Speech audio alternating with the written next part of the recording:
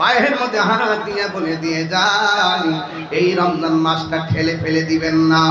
আমার নবী আপনার নবীজি বলেন, ইউদিয়াউমাল কিয়ামাতে বিআবদিন, কিয়ামতের দিন এক বান্দাকে উঠানো হবে, কিয়ামতের দিন এক বান্দাকে উঠানো হবে। ওয়াল মালাইকাতু ইয়াদরুবুন, ফেরেশতারা বান্দাটার ইচ্ছামতো পিটাইতে থাকবে।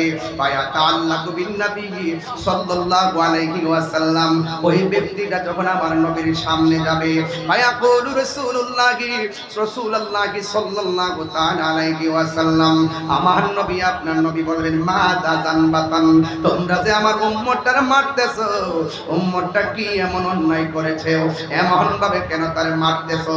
ফায়াকুলুনা, ফেরেশতারা বলবে, আদরাকা শাহর রমাদান, যখন সে রমজান মাস পাইছে, বা সাল্লাল্লাহু তাআলা ফিহি, ওই রমজান মাসে সে আল্লাহর অবাধ্য আচরণ করেছে। ফায়ারিদু সাল্লাল্লাহু তাআলা আলাইহি ওয়াসাল্লাম আইয়াশফাউ ফিহি, ও নবী গো, আপনি কি চাইতেছেন তার জন্য সুপারিশ করবেন? ফায়াকালু ইয়া মুহাম্মদ, এ নবী গো, ইন্না খাসমাহু রমাদান, এই বান্দাটা রমজান মাসে অবাধ্য আচরণ করেছে, আল্লাহ বলছে খাইস না, সে খাইছে। আল্লাহ